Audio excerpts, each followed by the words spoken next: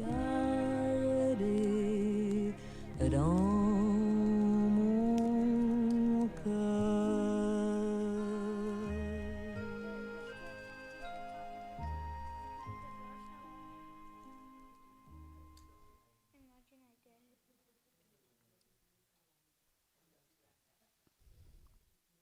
Bonsoir, mon amis. Tio, tio.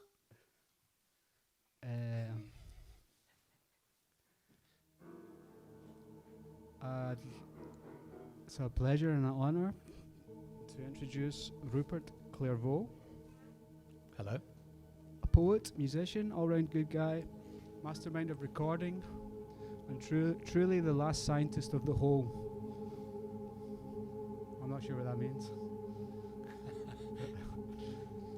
Anyway, I'm going to read a poem first, and then you can tell me about your childhood. Should I sit in the chair for that? It's a quick poem. A flame is in my blood, burning life dry. A flame is in my blood, burning life dry. A flame is in my blood, burning life.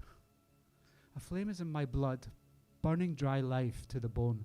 I do not sing of stone now, I sing of wood. It is light and coarse, made of a single spar. The oak's deep heart and the fisherman's oar. Drive them deep, the piles, hammer them in tight. A round wooden paradise where everything is light. Okay, Rupert. You're a fan of Russian poetry too.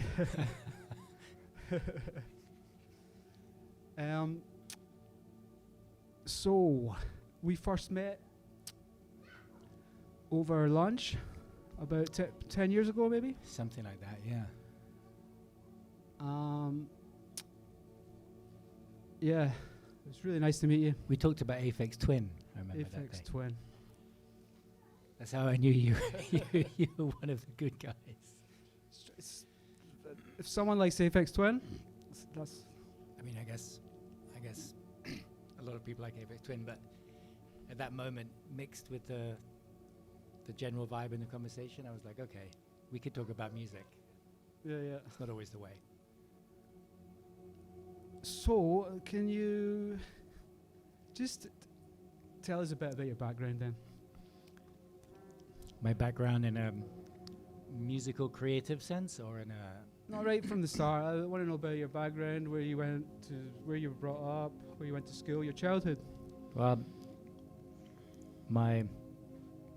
so I was born in Cambridge, which is annoyingly close to London.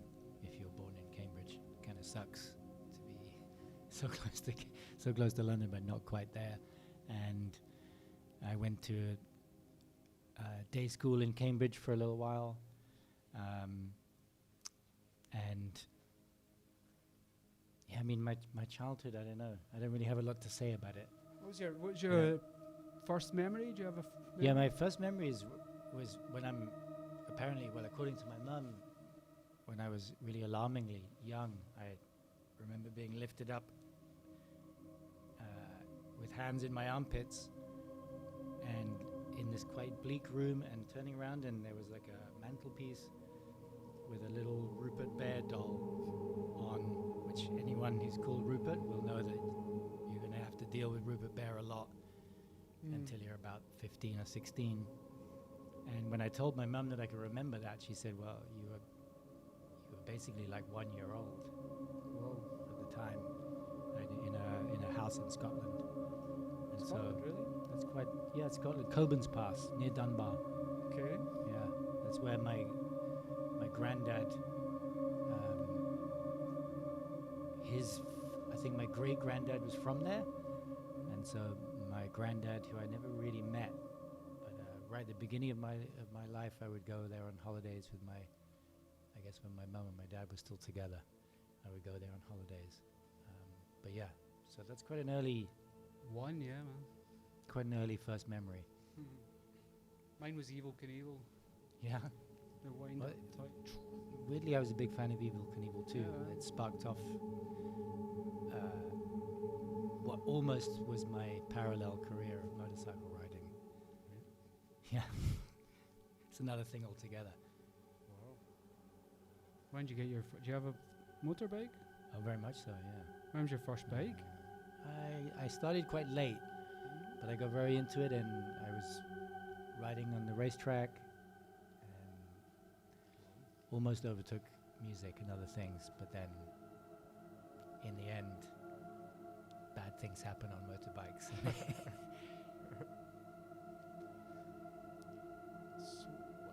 Okay, so you went to school in London? No, I went to school in Cambridge.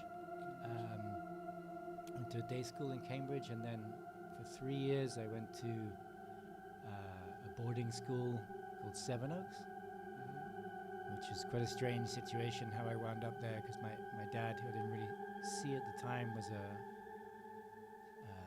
educational psychologist, and he had like it turns out he had like deals with different schools where he would like send kids there, and for reasons which are sort of quite complex to go into, it was kind of necessary for me to like get a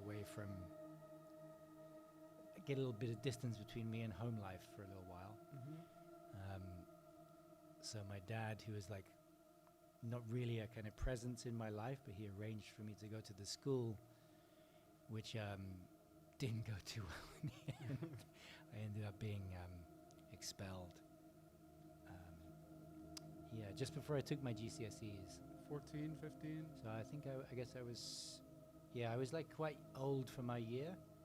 So I think I was like just 16 when I got expelled. Wow. And but that actually was the turning point for me in terms of learning. I realized that I was an autodidact. I was very badly behaved at school. I was very good in English class. All other classes I hated. And then when I got expelled from the school, they said to me, legally, we have to let you sit your exams here because you're already enrolled, but you're not allowed to come back to the school before your exams. What was the reason for expelling? Selling weed. Wow. And did you get caught, or did someone grass you? I got dobbed in by the son of a teacher who was a friend, so-called at the time. Wasn't happy with the quality? I guess he wasn't happy with the quality. But you see, like, I've never liked weed, so I didn't get high on my own supply. So I didn't know if it was good or bad. So anyway. what were you doing with this money that you were making? Buying records. Okay, so buying records and like T-shirts, band T-shirts and things like this. Yeah. And what was your first record that you bought? Good question. Well, the real first record I bought was Shakin' Stevens' "This Old House." Okay. 7-inch. And I think on the same day I bought that John McEnroe single. I mean, I was probably like 6 or something. I didn't know he had a single. John McEnroe? Chalk Dust, I think it was called. Is that when he's saying you cannot be serious? Yeah, that kind of thing. But that was when I was 6. When I really started to get a sense of music in a deeper way, then Blondie. I used to watch Top of the Pops like obsessively from a very young age. So Blondie, and then I was obsessed with Prince for my whole childhood. Still am, really. I like Prince a lot. But then my sister was like, if you like Prince, you should check out. My sister's 9 years older than me, so she's like, if you like Prince, you should check out Jimi Hendrix. And then that started a whole kind of like ecosystem of like the history of music and things like this. Whoa. I watched the thing the other night. It was James Brown was playing, and he brought Michael Jackson on, and then Michael Jackson brought Prince on, so we were all on stage at the same time, those 3 guys. It's a crazy clip. And Prince was really upset. He wasn't happy. He hates Michael Jackson. Yeah. Or hated Michael Jackson. But out of the 3, I think Prince is the one. I'm biased, but there's no competition. I mean, Prince is a musical genius, and that's it. Yeah. Do you think he was, apparently his doctor killed him? Yeah, I haven't Who knows? really like tapped too much into those kind of theories about his death. What I do remember is that year that he died, all sorts of famous musicians were dying at the same time. And I don't know, I've always had a very like pragmatic attitude towards death. But so everyone was like, "Oh my God, it's so tragic that so and so's died, so tragic." And I'm a bit like, "Oh, this is what happens, Yeah. and it's okay. Let's enjoy what they did." And then suddenly I was like in London in my studio, and I got a text from a friend of mine who we're both like animal lovers, and we were also people that like stayed in other people's houses to look after their pets. So he sent me a text saying, Prince died today. I was like, is he talking about a dog? Or it took me a while to figure out that he was talking about Prince the And artist. did you get emotional? I got emotional in the sense that like it was so tied into my childhood, my sort of my first real fascination with music, and I remember getting into Prince at an age probably like too tender an age really for a lot of the content of the music, the lyrical content, you know, like watching Purple Rain and you know, like this is my introduction to like sexuality, I suppose, came through Prince, and some of his lyrics in that film, and basically I think because I was tied in so much with Prince as a sort of artist that I'd been a fan of for so many years, it was just something different about it, I guess. I also remember reading on the back of a biography of his that I read that he played all of these different instruments, and that I remember thinking in my head at the time, I want to do that too, a little bit. Yeah. Like not to master anything, but to just like try and maintain a kind of breadth. Yeah. Did you see him? You ever see him live? Never. No, me neither. I'd love to have. But I got emotional when he died. Really emotional. Yeah, I for don't. me it was like a different thing. I realized I could get emotional when a famous person died.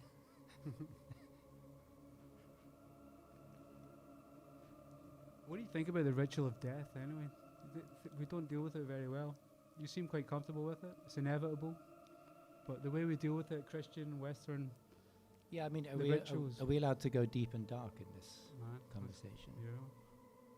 Well, one of the reasons I stopped riding motorbikes is because, excuse me, I saw a friend of mine get killed in an accident, and that changed my attitude towards death completely. Because, You witnessed it. yeah, I was right behind when Okay. it happened, and that changes your attitude to. And now I can talk about it completely. A close friend. Yeah, someone I would ride with every weekend, and that, for me now, I can. It was a long time ago.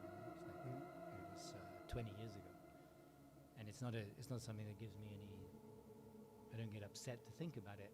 I actually think about what I gained from the experience, which is a very different attitude towards it. No longer having this fear of the sight or the reality of it somehow. And obviously different cultures deal with it in completely different ways. And somehow I feel like the sanitized version of events that we have in Western countries can prolong the pain associated with people dying.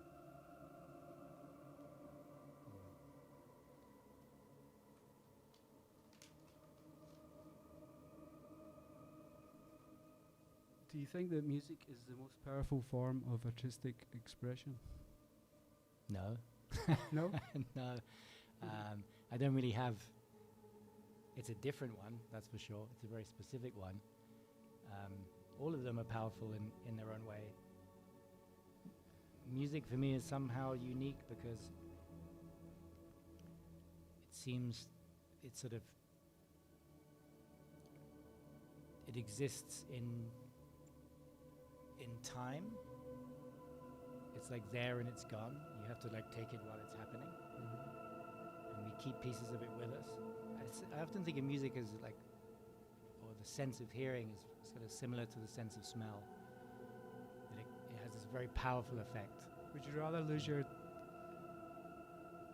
sight or your hearing? Well, it's If hard. you had to choose. It's hard because You have to choose. society says don't lose your sight.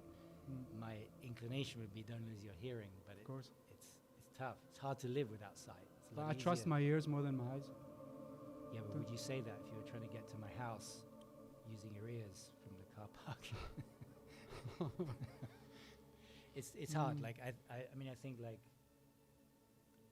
ultimately I would like to be able to hear, but it's hard to live.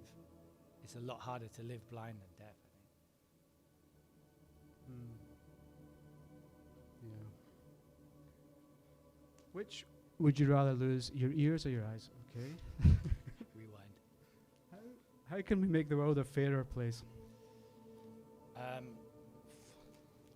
By becoming members of the sortitionfoundation.com and Which foundation? Sortition Foundation. Sortition. Yeah, and promoting decision making by random selection. Oh, that's like democracy without government. Absolutely, yeah. It's like a modern take on Athenian democracy, where the whole idea is that the problem with any type of human interaction is its potential for corruption, its potential to be corrupted. So you have to design systems unlike the systems we have now, which are sort of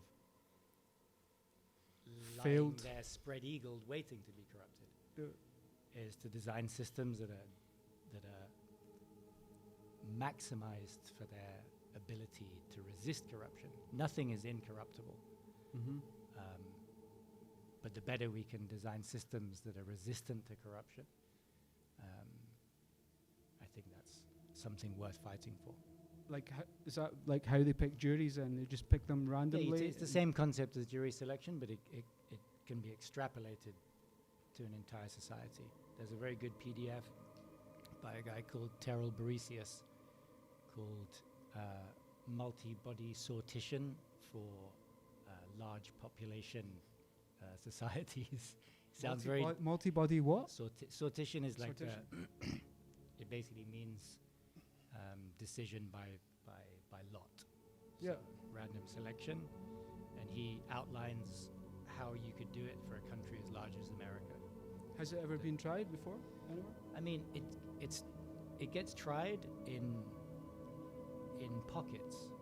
Now, for example, like a very good example of how it's been used in a positive way in recent times is in Ireland, where they really embraced the idea of citizens' assemblies, not in an executive way. So the citizens' assemblies didn't make the decision, but they did them alongside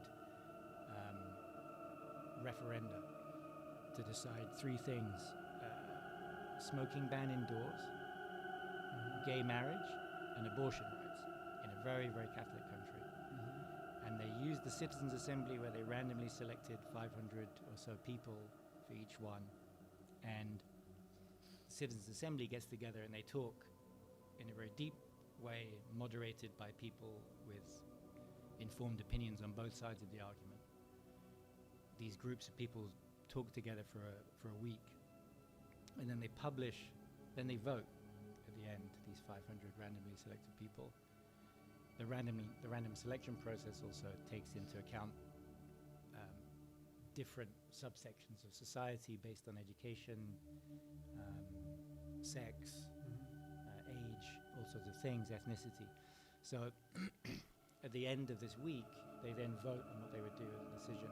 And rather than being executive in these cases, the results and information about the Citizens' Assembly was sent to everyone in Ireland and said, these people got together and they discussed this in a very focused way for a week, and this is what they decided at the end. And in all three cases, the referendum followed very closely the results of the Citizens' Assembly, and a very Catholic country voted to legalize gay marriage, to change its abortion laws, and the smoking one is not so much of a progressive argument, I guess, but you know, you see that if we're fans of progressive ideas,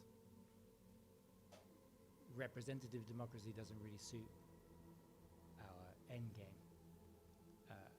Really thinking about things carefully, you know, it's like when insane sort of right-wing thinkers complain that universities are too left-wing, and it's like that's what happens at universities. Yeah. Because people sit and they talk and they think, they relate to each other. The end result, for me, is a much more progressive way of thinking than people in a kind of isolated sort of think box, bouncing unprogressive ideas off each other. So citizen assemblies for me are a kind of like politicized version of that type of education based on thinking about things more carefully and with more breadth and in a more collective and inclusive way. Makes sense to me.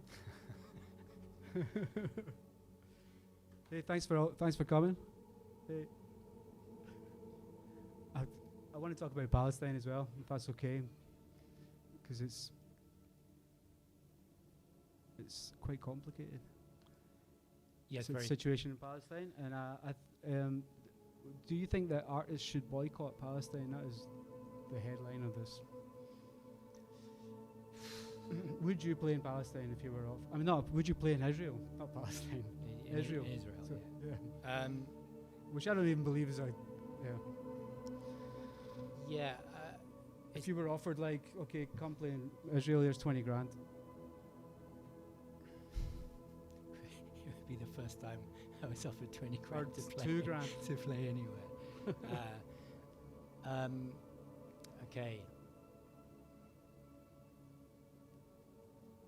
Yes, it's very difficult.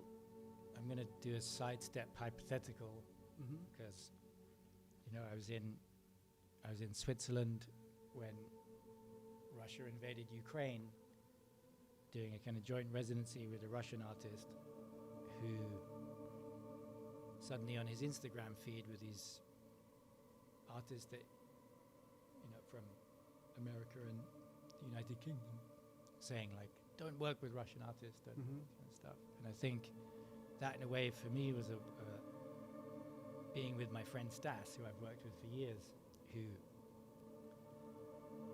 obviously I'm not trying to apply any kind of relative grief to him above and beyond, like having bombs falling on your house, but he never went home from his residency in Switzerland. And I saw then clearly that there's obviously a huge divorce between what a state does and what citizens within a state do. For me, I would say it just has to be a very specific thing. Different people, if it's a hypothetical, then the hypothetical would have to be very specific. Which body is asking an artist to come to play in Israel? Under what pretense? What's their stance on the situation in Palestine? My inclination would be to say no, but hypotheticals are difficult. My instinct would be no. Mine too. Good. Glad we agree. If you could collaborate with anyone, living or dead, who would you choose? Well, I already collaborated with my hero, Anna Homler. Anna Homler. Yeah, she goes under the name of Bread Woman, and she's a hero of mine for a long time, and just someone I know from a record label had released a record by her, and I cold emailed her, and we worked together. And that for me was just like an absolute pinnacle, and can't beat it. Right. Who is she? She's an experimental singer and artist. She's American. She lives in Los Angeles, and in the I don't know what year it first came out. Probably like late '70s. She did a record called Bread Woman and Other Tales. She invented this character, sort of a new take on Demeter and these kind of like harvest woman mythologies. Yeah. And she kind of revamped it for the modern world, and she sings in an invented language, sort of like half improvisational, but she has motifs and things like this. And to me, she has the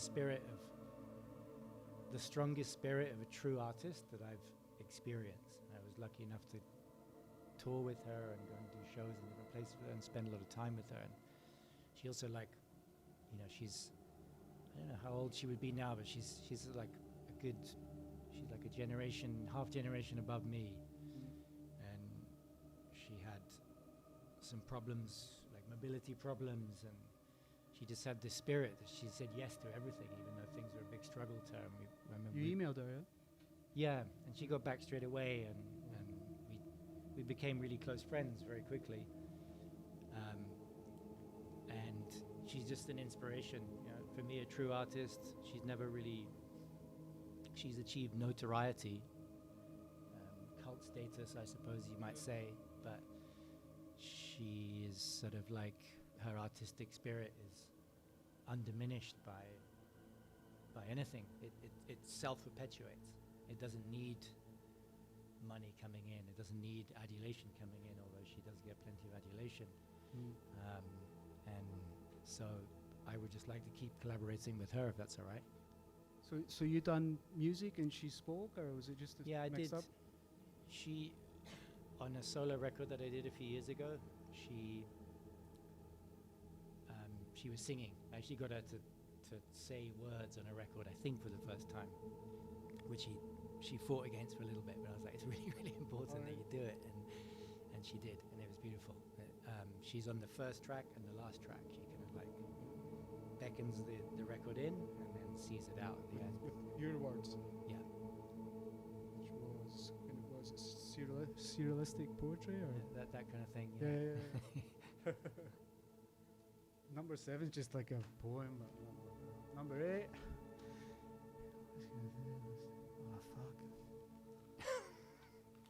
Oh fuck, this is a good one. Do you believe in ghosts? More and more. Yeah. Yeah. I mean, I live in a very dark place. Have you ever seen a ghost? No, but I've had experiences that make me believe in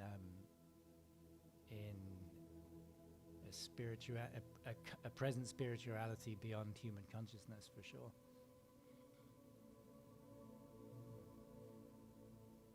Just letting that sink in a little bit. Go for it. Say it again? A what? I've had experiences that make me believe in a very present spirituality beyond human experience.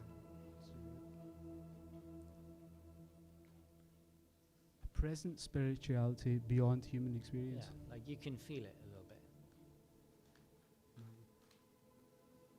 Having them more and more, really. Yeah. As I slowly go insane in the Cala in the wintertime by myself.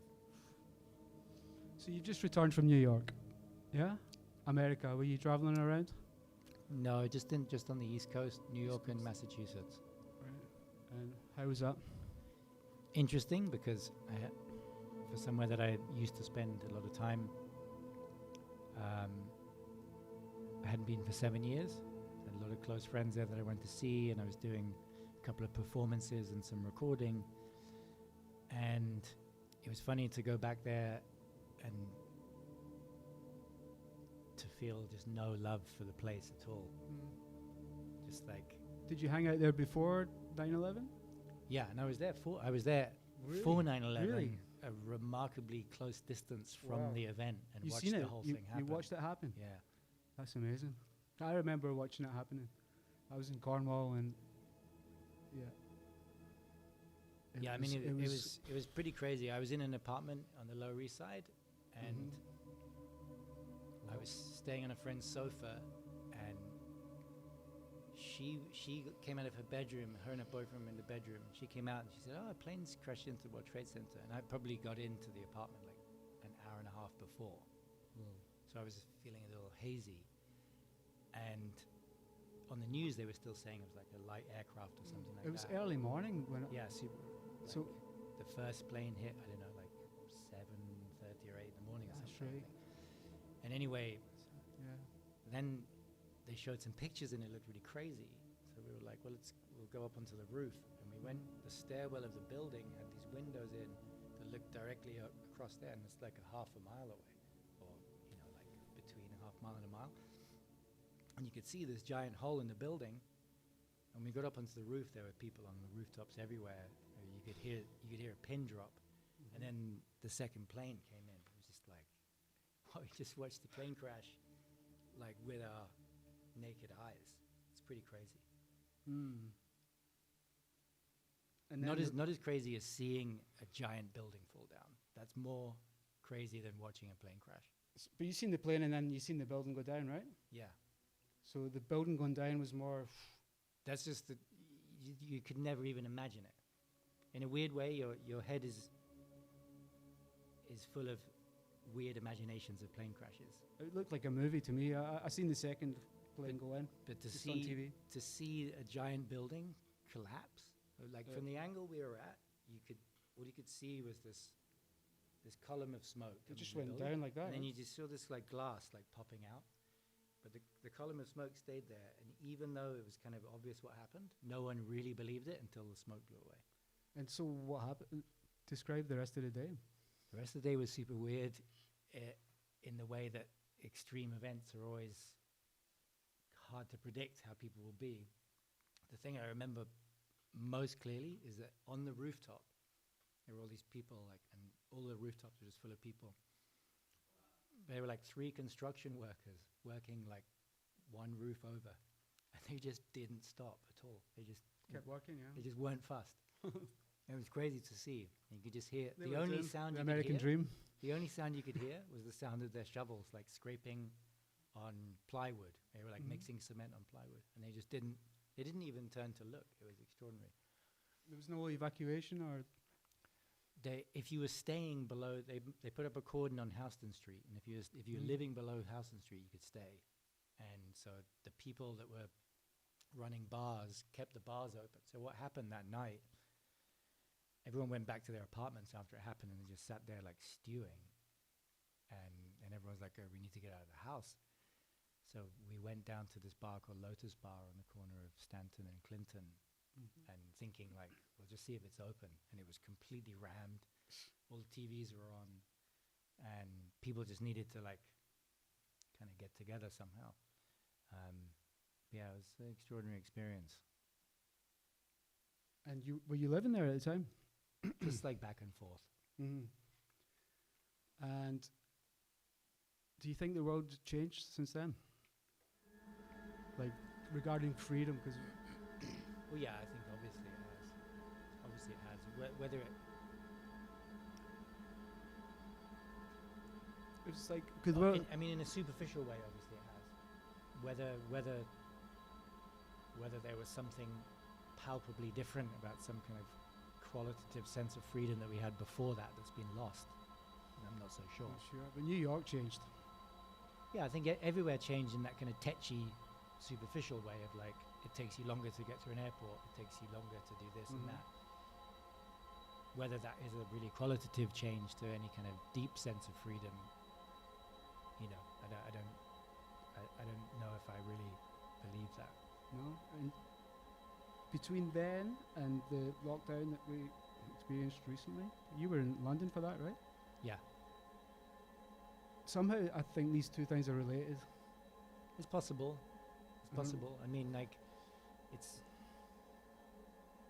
I mean, personally, I don't know about you. I don't buy any conspiracy theories. I buy them all, Yeah, I know you do. all of them. I think I'm more a fan of like conspiracy fact. Like Okay. I think conspiracies are like quite on the surface, really. And I believe in disaster capitalism, and I believe in the really egregious motives of people to exploit events that are happening for their own ends. But you know, like, I'm also open and willing to listen to any theory that anyone has. But Well- I mean, like, I don't see a direct correlation between. So you think they went to the moon and all that, yeah? No, I'm serious. I think they went to the moon. So why did they stop going? Why they just went in the 60s and they're not still going like every week? Socioeconomics. Economics. What's disaster capitalism? Can you explain that? I don't- Disaster capitalism is a theory. I guess it was coined by Naomi Klein in her book, The Shock Doctrine, which is, I guess it's like the idea is that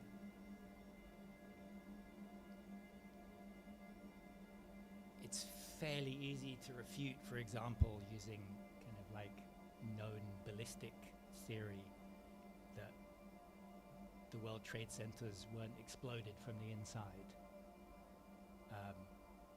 And so her point is that a Western government like the George Bush government of the time didn't manufacture 9/11, but they sure as hell took advantage of it for their own ends. So disaster capitalism is the propensity for people in power to leverage and exploit events that take place actually and in real time with real causality for their own ends. Mm-hmm.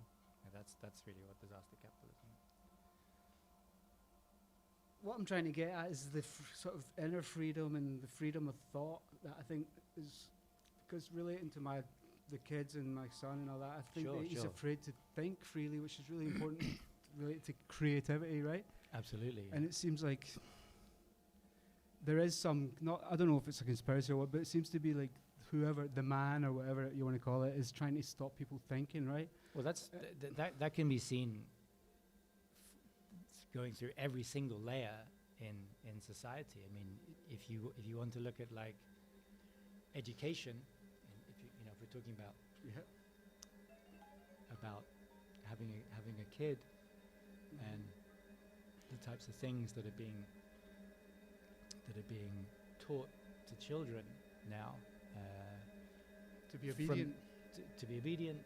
We know that universities are like humanities departments in universities that just get less and less and less and less funding. Noam Chomsky makes the point very clearly that if GSK pay for a kind of a chemistry lab to be built at MIT, they don't want humanities professors undermining the work of GSK to students at MIT. So this is absolutely real. This is an example of what I would call conspiracy fact. Like, there you go. You don't have to look too far to find what's happening that's malevolent, what's happening that's egregious. It doesn't need something spooky. It's messed up, and it's kind of, if you just scratch a tiny bit beneath the surface, it's already messed up. You don't need some crazy plot. It's like a very, very grim, very real, very present, and very kind of current reality, which we have to live with, of corruption and exploitation. Yeah.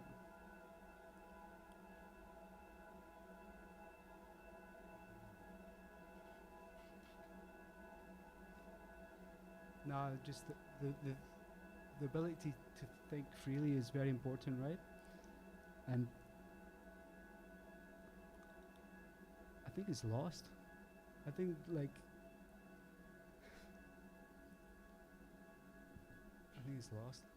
I don't know.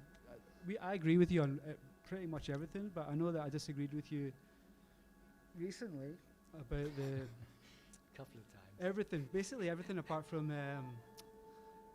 what was it? We had a kind of falling out about it almost. Did we? Because you were saying it was like socialism, and it was somehow we were helping each other out by getting vaccinated, right? Now I don't know if you've read recently the facts. Well, everybody's reality is completely different anyway, and facts can be disputed. But the facts of that are vaccination didn't really work. It didn't do any help.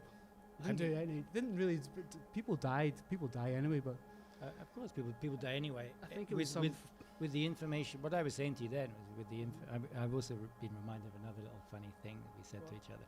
But first, for me, I had a selfish reason and a non-selfish reason to get vaccinated using the information I had at the time. Yeah.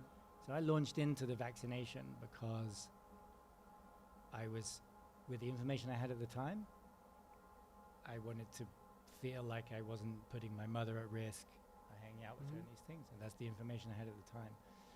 And I may well be wrong, totally willing to take that on the chin that I was wrong, but there was no way to be right at the time. yeah. There was just an opinion. Everyone had their own opinion at the time. But So on a selfish level, I wanted to be able to move around as quickly as possible and I knew that Yeah, if man. I was vaccinated, I would be able to move around quickly. So that was selfish, and I put way worse things in my body, or I put a lot of bad things in my body. Sticking a couple of vaccines in, I'd be very surprised if someone could identify that as the thing that kills me if I drop dead in 3 years. Yeah. Well, that's big of you to admit that. So you were kind of admitting that you weren't quite sure, and it was No one selfish. was sure.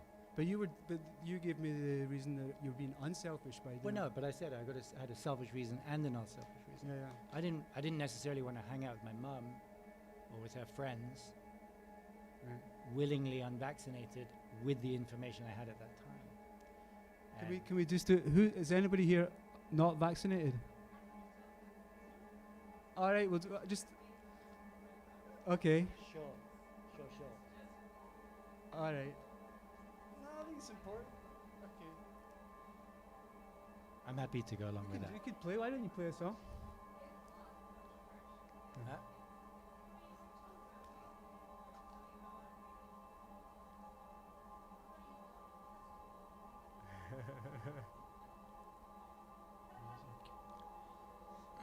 Well, on you go. Ask a question then.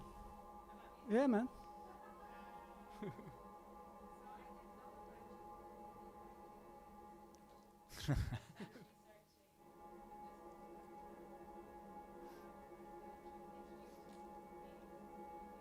Cool, I'm happy. Thank you. Beatrice, yeah. She's wonderful, yeah. We did a few things together. Should I repeat that question so that we can have it, or is that okay? So, what's her name? Beatrice what? Beatrice Dillon, yeah. Oh, you're gone. So Beatrice and I we were sort of close collaborators for a really long time.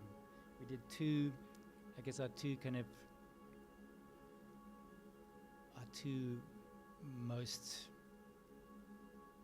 the two things we did which most people have kind of listened to, I guess, an album called Two Changes, which is two very long pieces, one on each side of vinyl. And then before that, we did a thing called Studies 1 to 17 for samplers and percussion, which was a purposely dry name, by the way. But yeah, she and I met through a mutual friend. She was like interning at a record label that I did a lot of mixing and mastering for, and we just hit it off right away. And she had this kind of really natural energy about making music, and she was much more she was more computer oriented, and I was, a percussionist, and we just kind of bounced off each other very, very well, and became really, really good friends at the same time. So it was a really valuable period for both of us. I feel like at some point, those two records served as launch pads for both of us in different directions. It's funny because I haven't actually spoken to Beatrice for a long time. I think with these very close collaborations, you kind of come together with someone and you work very closely. And I think she and I must have worked closely together for maybe 4 or 5 years. And then we needed to have a kind of hiatus to see where our own focus was after a while, because it really was that. A couple of times, Toyd was coming up with a band name, but we always shied away from it. But I love what she's doing now. Like, all of her stuff now is fantastic, and certainly, like, I value those releases I did with her as like benchmark events in my development as a musician, for sure. I'm glad you like them too.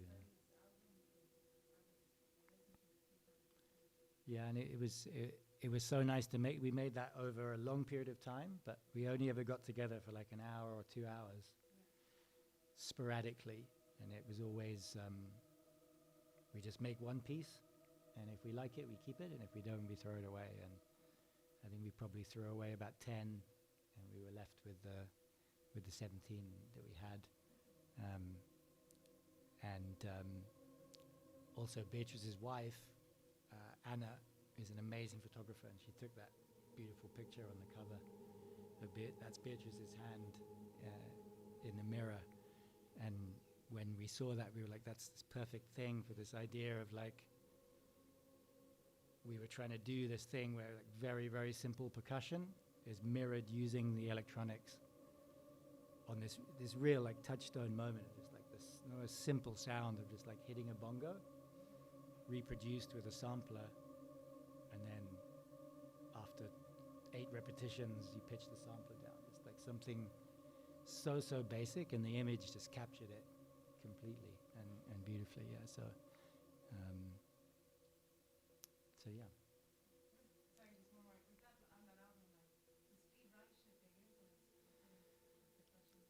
Yeah, I mean, for me, he's a sort of monolithic, unavoidable influence, and sometimes he can lead. You know, he's so powerful an influence. If you're a percussionist, that he can sometimes lead you a little bit down a kind of facsimile path, because it's quite easy to do sort of 60% Steve Reich, if you know what I mean, and feel quite happy with yourself. But it's probably better to avoid doing that, because he's just nailed that whole enclave. So for me, he's an influence in terms of his kind of prolific nature and this kind of singular attitude he has. It's like, I'm not going to deviate from this path. I'm going to keep exploring this, going to keep doing this my way. And I love hearing him talk about when he was learning his craft. You know, he's this sort of, it's almost like an epiphany moment that he had, where he realized he just didn't respect the composers he was learning about, because how can you respect someone? I mean, he understood that it was amazing what they did in their own time, but he couldn't integrate it and respect it in a contemporaneous way with what he was doing, and that helped him to create this kind of enclave, which he obviously did, which was completely radical. And you know, his name is a sort of touchstone for a certain sound, you know, and so yeah, an influence, but hopefully in a slightly like one step removed kind of way. So, was the drums your first instrument? Yeah, pots and pans in the kitchen, and yeah, drums are like my first love. And like, I was listening to a lot of your stuff last night, and it all seemed to be like voodoo, pagan, repetitive, like almost like Can. It reminded me of Can a lot. Mm-hmm. And I don't have a question for that, but I really like your drumming style. Thank you. And it's funny, when I DJ with vinyl records, and what really, it reminded me of locked groove. When a record goes into a locked groove, I used to buy records that were just like locked grooves, just to fuck around with. Yeah. And Well, I used to try and play along with the Jeff Mills Axis 8, I think it was, where Right. one side is like 8 lock grooves. Mm-hmm. And I used to try and figure out, like, how can you drum in a way that you drum in loops, but it's slightly off. But these were like maybe 8 seconds or 16 seconds, and you would listen to them and they would change somehow. Yeah. This is something to do, the spirit thing you were talking about Yeah, would yeah. appear. Yeah. And this is like the power of music for me, which is more powerful than a painting or a piece of poetry or something. But anyway, yeah. Yeah, I mean, well, to go back to that question and to listen to what you said, then yes, like music and literature, for me, are like, that's Equal. just my natural thing. Mhm. But they're equal, but in a way that, like, I don't really like to intellectualize music too much. I like to just No. feel it, Yeah. make it. It's a physical thing. Literature obviously serves a different function for me. To But combine music the is more two. powerful, I think. It's like it can heal or it can change the Uh, mood so sometimes more than literature. or Sometimes, but this is all personal preference. painting. Mhm. Sometimes I read a text. You know, if I read a text by, I think of reading like some text for the first time by Silas Moss, or by a really kind of dynamic poet, Mhm. And that first moment you read a line, there's something about that. There's the way language works in the cortex that's so like ingrained in you as a human. And when someone twists the way it works, and it's really like it's a bit like being hit by lightning somehow. It's something Yeah, yeah. that's so familiar to you. Music has this mystery, no? Language is something which, in the hands of an amazing poet, language can come to you under this cloak of familiarity, and then it can surprise you in a way that, for me, can be equally as breathtaking as an amazing piece of music.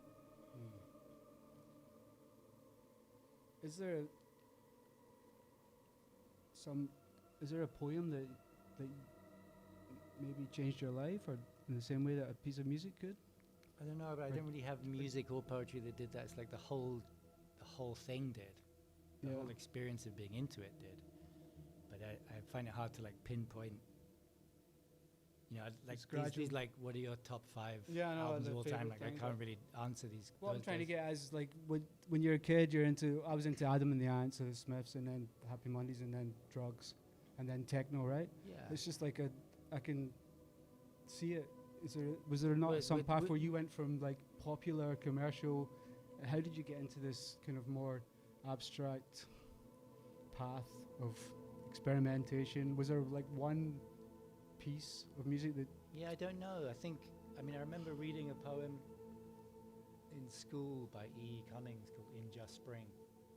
And it was so tweaked for my kind of like tweaked. It was so Oh. it was so odd Okay. for my. I could see like my friends were sort of like, oh, this doesn't make any sense. Doesn't make any sense. And for me, I was just like, I feel like someone's just hit me in the face with something so eye-opening, so beautiful and amazing, and this use of words, this like complete throwing grammar out the window and using letters and words in a way that was completely freeform. I think that poem had an effect on me because it showed me that there was like a potential beyond conventional thought. Who knows where the desire to be unconventional comes from? For me, I don't know. I feel like I always had it. Getting kicked in the balls repeatedly. Something like that. It could be.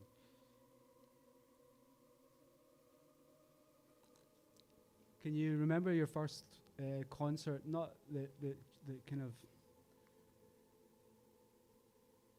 like had a big impact on your life. Yeah, my sister, again, I talk about my sister a lot because she's very important. 9 years older than me, and when I was 13, just 13, she was living in London and she was dating this guy who was the music journalist for the Evening Standard. And I had just discovered the Pixies. And I'd been to HMV and I bought Surfer Rosa on cassette. And that kind of blew my mini teenage mind in its own way. And then I told my sister about it. She's like, yeah, Pixies are amazing. The cover, Don't sweat it. gigantic, Yeah, Kim absolutely. Deal. And then, I think maybe 5 weeks later, I went for lunch in my grandmother's house, and it was a Saturday. I think it was my grandmother's birthday, and I was getting ready to go home with my mum, and my sister was like, no, you're coming with me and Tom. And the next thing I know, I'm like in the guest list queue at Brixton Academy to go and see Pixies, and it was like, On that tour, Surfer Rosa.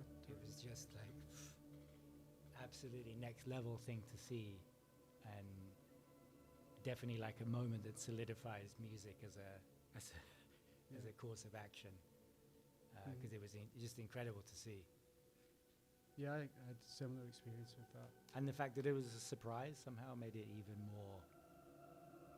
It had a kind of an extra sheen to it, to the whole experience. My sister rules. And so from the Pixies to electronic music, how did you make that jump? It was drugs, right? through all sorts of things, kind of. But then I went through from Pixies. It went into the whole like Jane's Addiction. Really? Yeah, yeah. Septum rings, colored, different colored hair, PVC, all sorts of things. And it all happened like really young. Like I went through these really dramatic like cycles of fashion phases, different groups. Faith No More was another big group. But yeah, coming out of Jane's Addiction, that's when it sort of started to transition into electronic music. And then within a year and a half, it was like wearing jeans and a striped T-shirt at Lost, listening to Detroit techno for like 10 hours. It wasn't non-stop. Stone Roses Happy Mondays that I didn't come into. No, It was I mean, straight from I listened to them, but they weren't really a big thing for me. straight. So what was the first DJ that Jeff influenced Mills, you? Jeff Jeff Mills, right? It was all about Detroit techno. That was like Mhm. the way that that's the way that electronic music got in, and it's a pretty big in.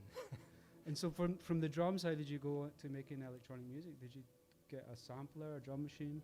Yeah, I had like a pretty basic electronic setup. Really gave up drums for like 10 years and started DJing and trying to make electronic music at the time. None of it was successful really then. And then I went back to, at the end, like I was in a group called Sean Alice Group for a long time. And my friend Ben from that band said, like 1% of everything is good. Yes, And all types of music, even yeah. heavy metal. And so you'll find something that interests you in anywhere, really. And the good thing about going through all these rapid cycles when you're young is that when you get to a certain point, it could be at any age or whatever, you tend to like then synthesize that 1% or 20% or 40% of something good you found in different places and put it into just a sense of creativity that's not based on genre. And although like I'm making a lot of electronic music, I'm playing drums all the time and doing all this, I'm just, it's probably why not many people listen to my music, because it doesn't necessarily fit a genre type, but it's just what makes me feel happy. Yeah. Can you play something now? Just start DJing. I can, or you want to just listen to something specifically? Or anyone get any questions? Google. Or we could talk about the royal family, No. or politics, or Dea. No. Okay, I have one. Oh yeah. Has Cummings come back to you? Because I was taking a superficial look at your Instagram page. Yeah. Wait, I don't have an Instagram page. I don't have any social media at all. Okay, Okay, So cool. SoundCloud. Or SoundCloud maybe, yeah. I was actually looking for your photo because I worked on it for a while. But Ah, okay, cool. I only just took a superficial look at your titles and they're very poetic. Okay, I really like it. thank you. Such music, Yeah. and I was wondering how you work with poetry. Also because of the title here, Words and Music, and I saw other titles there that could have worked just as well. And I, for today, the podcast, and I got the idea that you use language as a means of combating almost. I got the impression of a cultural struggle, and that you're using your art, music and language, to take part in that. And so, are you a poet, and how do you merge these two sources? We've already gone very deep there when you talked about that earlier. We could have gone on and I would have listened forever. So, but this specific Cummings poet, which is, I know Cummings is very disruptive. Yes, yeah. He's disturbing the rhythm of daily life, poetry is very good for that. Absolutely, yeah. Change perception of time, and how do you operate when you work with poetry? I mean, for me, it was like a big. From an artistic perspective, I was already in my late 30s, but I had this coming of age moment where I realized what I had to do. Hopefully other people will enjoy it too, but what I had to do for me, and that was a way to combine text and music, because I was getting very frustrated between, on the one hand, I'm like, well, music's what I do, and I seem to get paid to do music, but what I want to do is write and read, and I was sort of like oscillating between these two things, and unhappy would be a slightly dramatic way to describe it, but it was a sense of like I didn't feel like I was firing all cylinders in either way, and I wanted to find a way to combine the two, and somehow this project called Zibaldoni, which I do, where I had to sort of say, okay, I'm not going to use any of my own texts at all. I'm just going to use other people's texts, interpret them with music, and even if the idea is really silly, I'm just going to make it anyway. I'm going to make it really quickly, and then I'm going to, luckily I know some people that run record labels that are stupid enough to release whatever you give them. So like, I'm going to make this stuff really, really quickly and put it out. And that eventually just trained me that like, don't let these things be separate, or don't let their kind of their different forces, which we talked about just now, give them their own space, if you know what I mean, like to put them together. And then brilliantly, for me, just because of the type of text that I was into and the type of music that I was into, this confrontational thing is a big factor. If you put these two things together, they work very well. They work very well. And to talk about it now, I almost sound like I'm saying something so self-evident, it's ridiculous. But to me, it wasn't self-evident before, because somehow there was a blockage to say I could take a poem like In Just Spring and make a piece of music in an hour that goes with it and feel comfortable that I'd done the poem justice somehow. But now I realize that I can do the poem justice in 5 minutes of music making, putting together a loop and pitch shifting it and reading the poem is doing it justice. I think E.E. Cummings would approve, if not of the direct sound of the process. And for me, that's like I'm not coming to my group. cool. I'm glad. And Isn't it a way of reading as well, if you work with a poem? of course. And for me, with my own poetry, the beauty of putting it together with music is that the printed page is obviously, it's a very sanitized space. And if rhythm is really important to poetry, which clearly it is, and poetry comes from an oral tradition, not from a printed tradition. The poetry in print, although it's quite beautiful, and although like I have kind of quested to see my own words in print, because it's a type of validation, which is very, you're like, here we are, it's great. But in another way, when I decided, okay, I need to make music to go with these poems, you can create the rhythm that's not there on a page. And if I feel like there's a verse that needs 3 minutes before the next word begins, then I can make that, because it's music as well. And you know, music, I can't remember who it was that said it, but music can be described as time reorganized. You know? It's like you can create your own time. And so for me, music and poetry going together, it sort of rejuvenates the oral tradition of poetry, the original concept of poetry, and it's hard to divorce them, you know, once you put them together in that way. But yeah, E.E. Cummings and that poem is always there, for sure.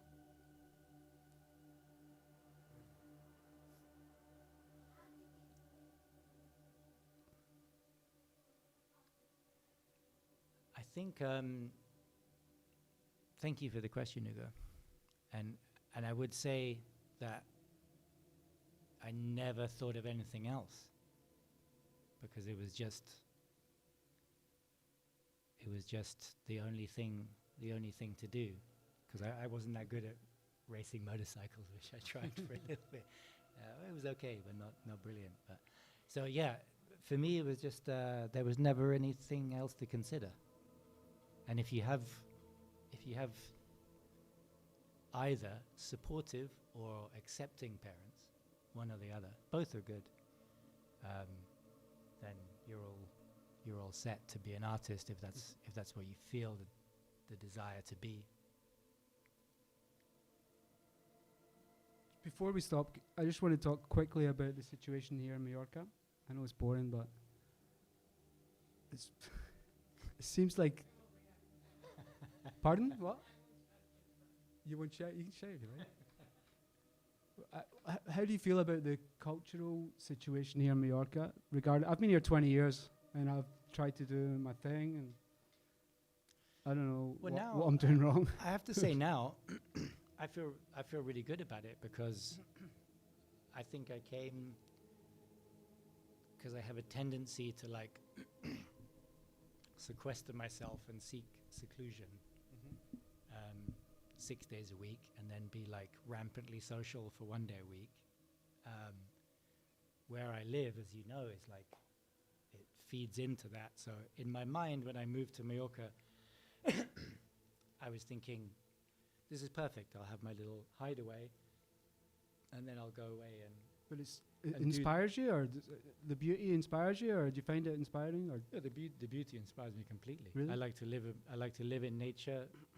My neighbor is a blue rock thrush, which is just like heaven for me. I love jellyfish. yeah, Where do I stop? I don't know. It's like I'm obsessed with living in nature where I do. And I have to say, I was like then really, really pleasantly surprised to discover Espacio Pulpo, Alex, Aina, and to do the show, which I just didn't expect. And so for me, like I'm on like I'm on an ascendancy with what's happening here and what's possible here. So for me now, it's an interesting time to be in this place that I thought was like going to be my hideaway place, and now I'm seeing. No, there's the potential for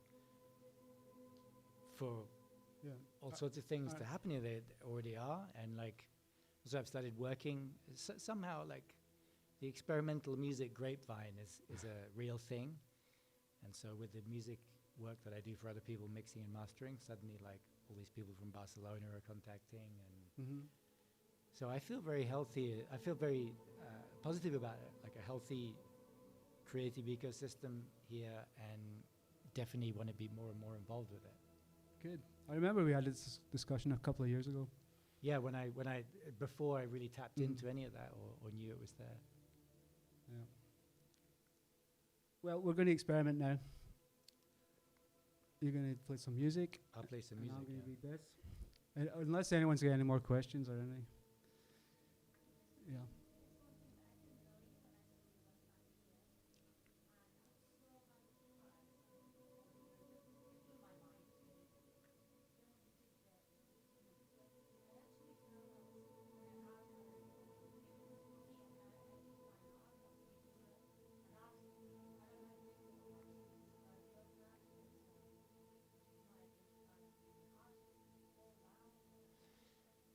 Yeah, it's funny, like,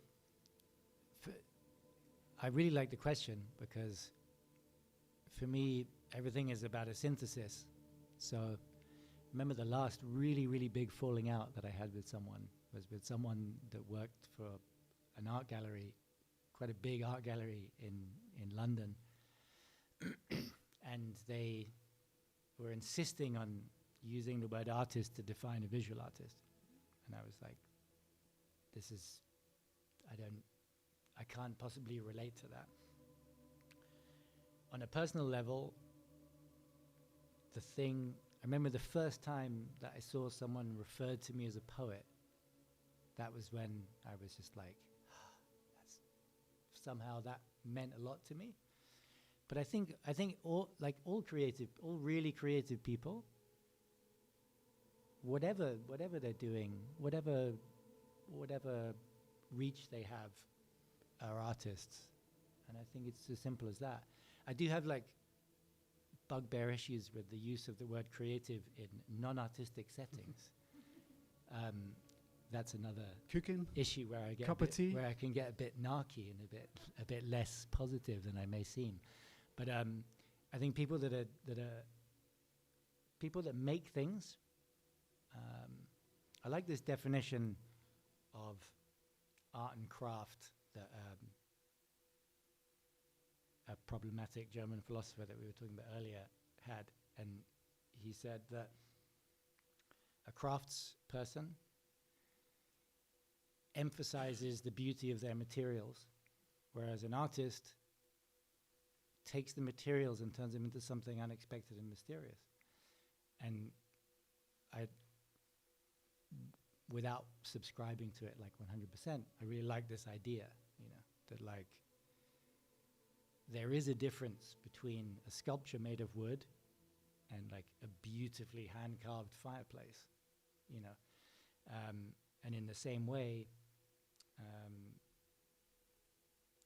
I think people that wake up in the morning and make things from their own volition can call themselves an artist, and that's that.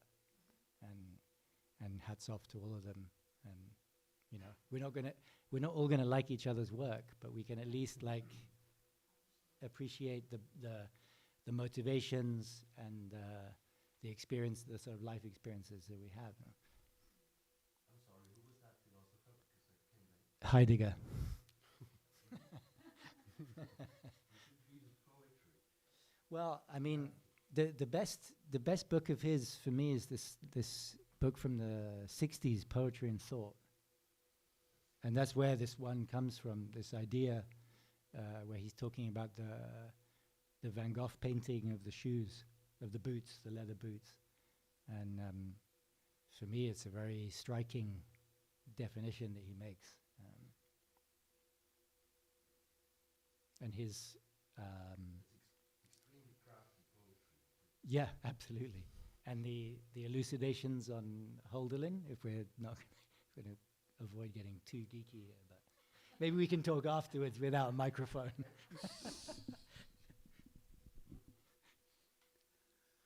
One more question from the wee man.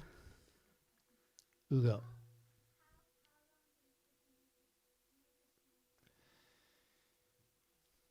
Well, that is a good question, and one that has no answer, because I've made some pieces of music that sound really complex in a couple of hours, and then I've made some pieces of music that ended up getting thrown away, and they took about 2 months to make.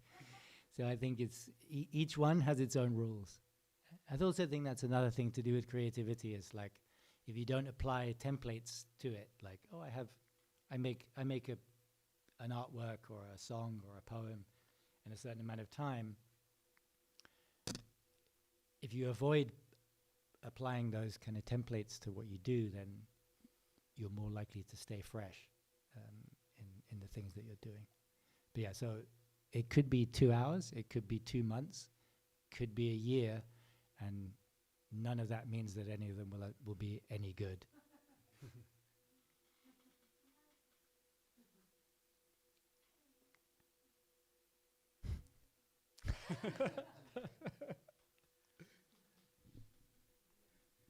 Can we try and do something now with what you've got? Have you got some loops or beats or anything? Yeah, I play. I'll just give you. Oh, sorry. It's one of my questions. That is a question that Favorite color? I can't. Blue. Blue. Well, lilac, really. Favorite movie?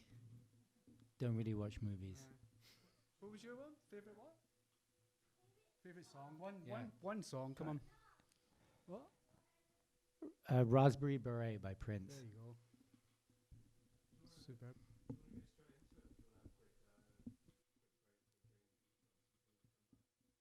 We just want to do this little experiment and then see how Rupert feels. Are you gonna? I'll read that and you just play some music Okay, sure. and then see how it goes.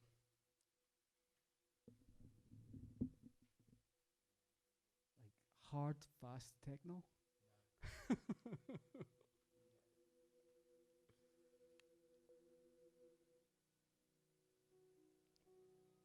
This solitary hill has always been dear to me, and this hedge, which prevents me from seeing most of the endless horizon. But when I sit and gaze, imagine in my thoughts endless spaces beyond the hedge, an all-encompassing silence, and a deeply profound quiet, to the point where my heart is almost overwhelmed. And when I hear the wind rustling through the trees, I compare its voice to the infinite silence. And eternity occurs to me, and all the ages past, and the present time and its sound. Amidst this immensity, my thought drowns. And to the founder in the sea,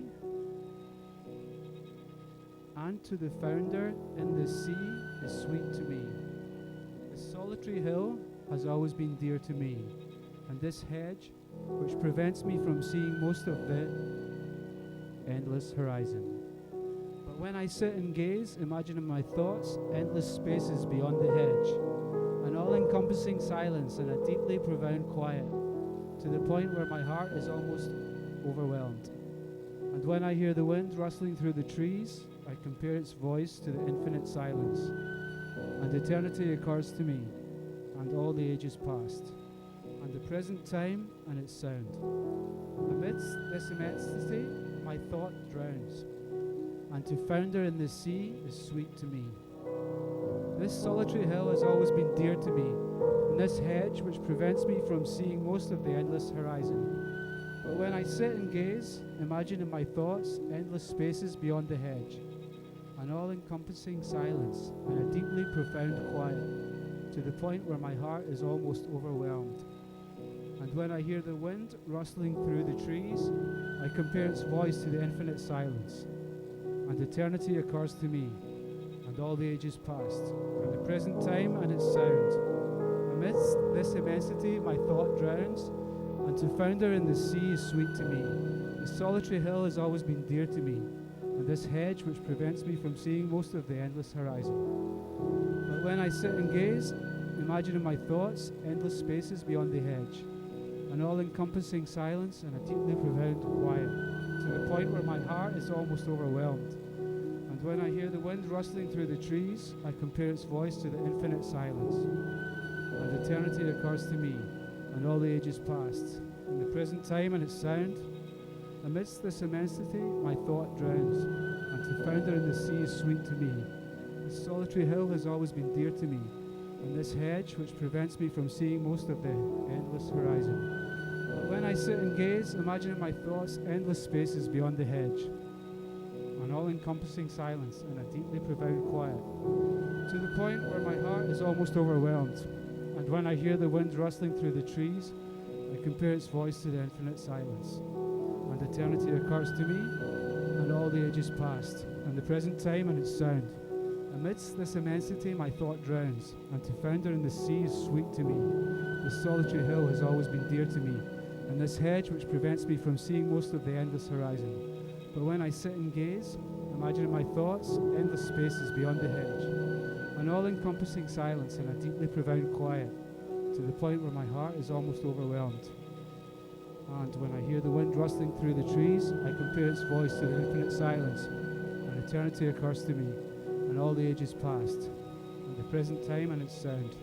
Amidst this immensity, my thought drowns, and to founder in the sea is sweet to me. The solitary hill has always been dear to me, and this hedge which prevents me from seeing most of the endless horizon. But when I sit and gaze, imagine in my thoughts endless spaces beyond the hedge, an all-encompassing silence and a deeply profound quiet, to the point where my heart is almost overwhelmed. And when I hear the wind rustling in the trees, I compare its voice to the infinite silence, and eternity occurs to me, and all the ages past, and the present time and its sound. Amidst this immensity my thought drowns, and to find her in the sea is sweet to me.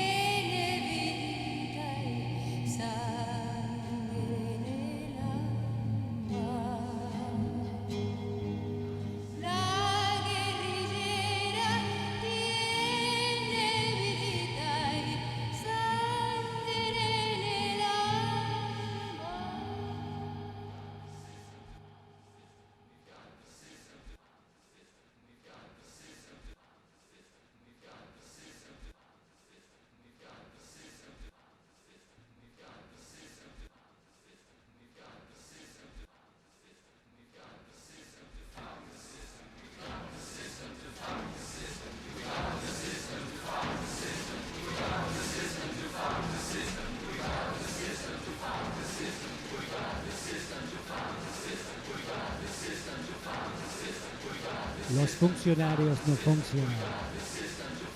Los políticos hablan pero no dicen. Los votantes votan pero no eligen. Los medios de información desinforman. Los centros de enseñanza enseñan a ignorar. Los jueces condenan las víctimas. Los militares están en guerra contra sus compatriotas. Los policías no combaten los crímenes porque están ocupados en cometerlos. Las bancarrotas se socializan, las ganancias se privatizan. Es más libre el dinero que la gente. La gente está al servicio de las cosas.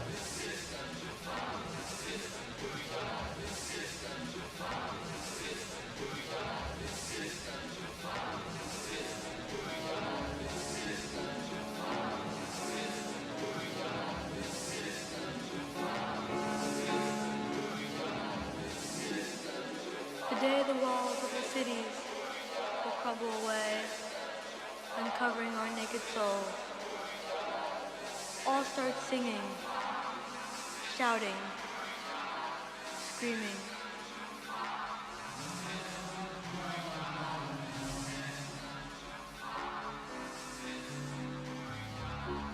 The day the circus horses will stop turning around, running fast through the green valleys.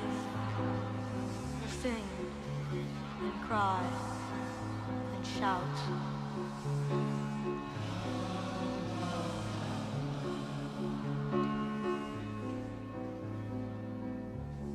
The day the cars will lay in heaps, their wheels turning in vain. We'll run along the empty highways, shouting, screaming, singing.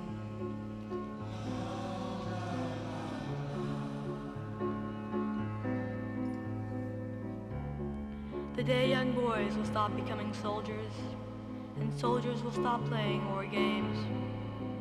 We'll sing and cry and shout.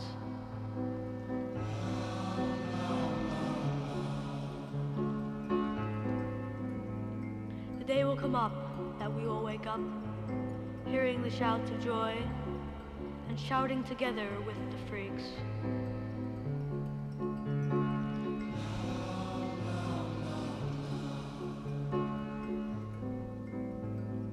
The day the world will turn upside down, we'll run together round and round, screaming, shouting, singing.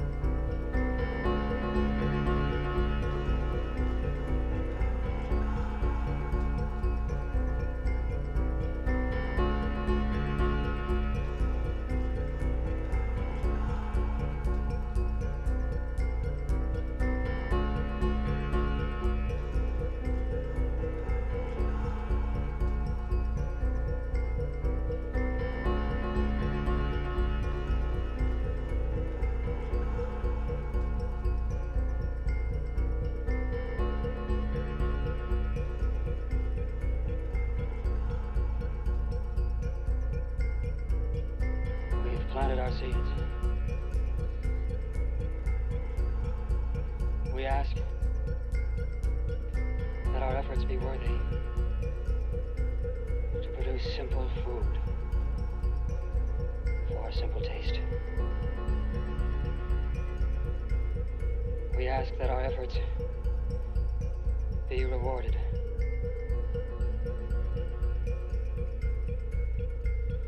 We thank you for the food we eat from other hands.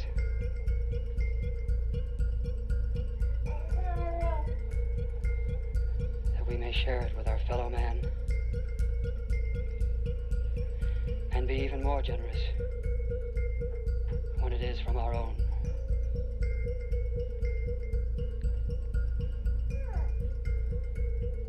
Thank you for a place to make a stand.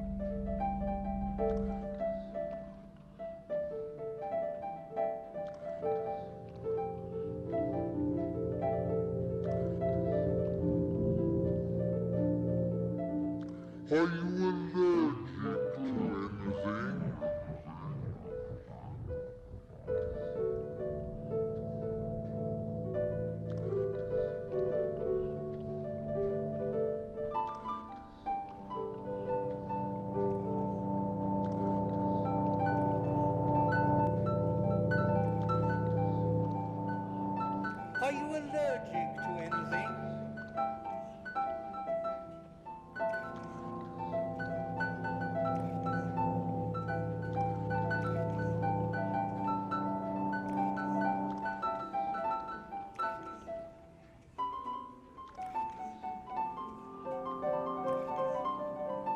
Are you allergic to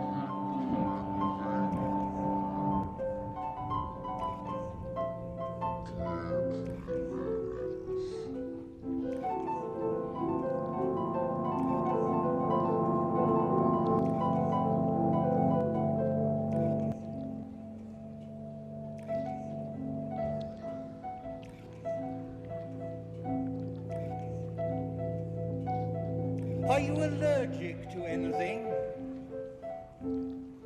Poetry readings.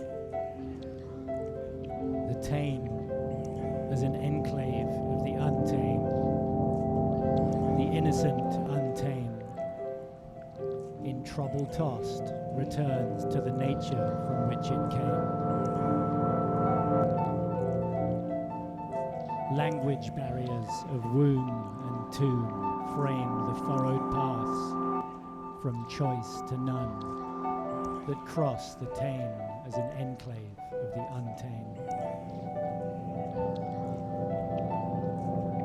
A soul alights at the fork between flame and white light, but then, constructed context lost, returns to the nature from which it came.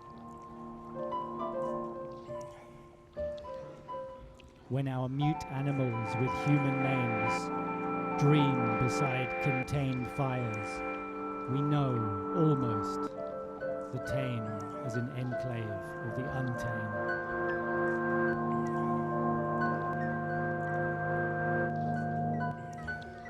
Though some words turn, others remain the same.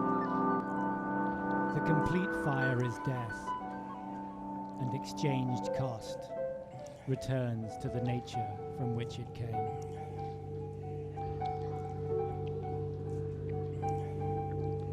The future plays its ruthless endgame in stone gardens, cut square, furred with damp moss. The tame, as an enclave of the untamed, returns to the nature from which it came.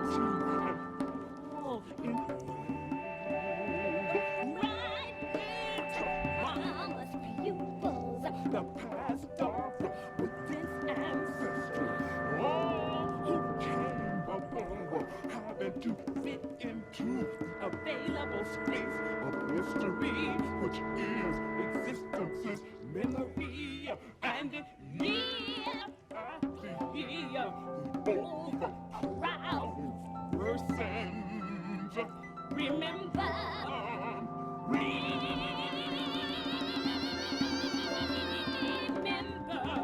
Darkest before the day, every dog we are dogs sometimes, vestiges of our evolution, giving us to read instincts, secrets, but the recall, nothing, y'all don't hear me, nothing really goes away, especially that spinning paradox, falling to reach the sublime emotion, want to rise.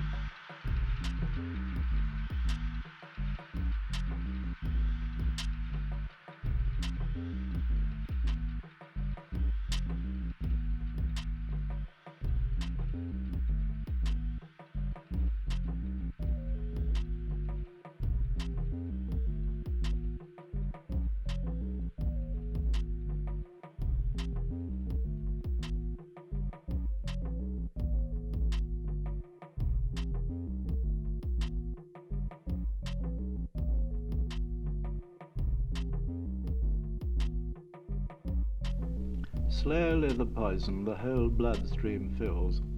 It is not the effort nor the failure tires. The waste remains and kills. It is not your system or clear sight that mills down small to the consequence a life requires. Slowly the poison the whole bloodstream fills. They bled an old dog dry, yet the exchange rills of young dog blood gave but a month's desires. The waste remains and kills. It is the Chinese tombs and the slag hills usurp the soil, and not the soil retires. Slowly the poison the whole bloodstream fills. Not to have fire is to be a skin that shrills. The complete fire is death. From partial fires the waste remains and kills. It is the poems you have lost, the ills from missing dates at which the heart expires. Slowly the poison the whole bloodstream fills. The waste remains and kills.